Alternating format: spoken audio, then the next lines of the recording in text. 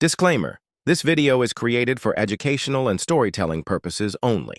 It does not promote gambling, betting, or any illegal activities. Viewer discretion is advised.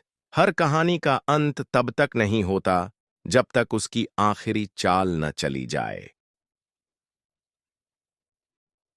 और आज mister predictor की 28वीं रहस्यगाथा उसी अंतिम चाल की ओर एक और कदम है।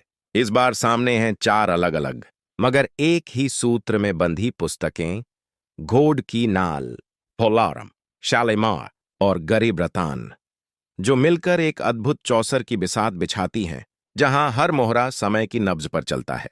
26 जून की दोपहर, जब आकाश में सूरज ढलने से पहले एक रहस्यमयी पीली छाया फैलने लगी थी, आर्शब तीनों पात्रों को लेकर एक उजड़े हुए अखाड़े में पहुंचा। वहां जमीन पर अंकित था एक चौरस पथ, ठीक चौसर की तरह, और हर कोने पर रखी थी एक एक पुस्तक। राशभ ने कहा, यहां चालें शब्दों से नहीं, संकल्प से चलती हैं, और हर किताब एक गोटी है। घोड़ की नाल चार्ट सबसे पहले चला।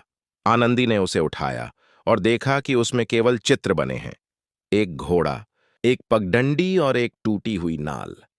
जैसे जैसे वो किताब के चित्रों को देखती गई, उसकी चाल तेज होने लगी, और अचानक उसकी आंखों में कौंधा वो दृश्य जब अर्जुन ने पहली बार अपना भय स्वीकारा था। तभी किताब से आवाज आई, जो अपनी नाल ठीक करे वही दौड़ पूरी कर सकता है। भोलाराम चार्टर के साथ समीर की बारी आई, और वो पुस्तक एकदम सादी थी, केवल अंदर एक नाम बार बार लिखा था: भोलाराम। समीर को समझ नहीं आया कि इसमें क्या संदेश है। तभी ऋषभ बोला, भोलाराम एक नाम नहीं, प्रतीक है, उस विश्वास का जो दिखता सीधा है पर भीतर सबसे बड़ा रक्षक होता है। जैसे ही समीर ने भरोसे से उस किताब को छाती से लगाया, उसमें से एक झलक निकली, अर्जुन का एक हंसता हुआ चेहरा, जैसे वो कह रहा हो, सीधा होना कमजोरी नहीं, शक्ति है। शालिमार चार्ट रागिनी ने उठाया। किताब से तुरंत ही निकलने लगी एक खुशबू, और एक रंग बिरंगी यात्रा शुरू हो गई। हर पन्ने पर एक सुखद दृश्य था, लेकिन हर दृश्य के अंत में अचानक अंधेरा छा जाता। रागिनी ने समझा, ये चार्ट मोह की परीक्षा है। जो सुंदर दिखता है वही हमेशा सच्चा नहीं होता। आखिरी पन्ने पर लिखा था, जो इंद्रिय सुख से ऊपर उठे वही सत्य को देख सके। गरीब रतन चट अंत में खुला, और वो था एक पुराना, मिट्टी में सना हुआ ग्रंथ। अंदर सिर्फ 2 शब्द: त्याग और समर्पण।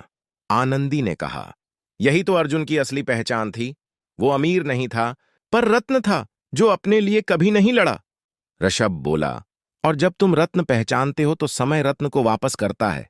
तभी चौसर का केंद्र जलने लगा, और वहां उभरी एक नई मोहर: जदू गुफा, प्रवेश द्वार 2।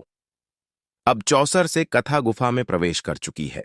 पार्ट 39 में कहानी लेगी ऐसा मोड़ जहां चालें नहीं, चरित्र चलेंगे, और वहां से अर्जुन का पुनर्जन्म सिर्फ एक उत्तर पर निर्भर होगा।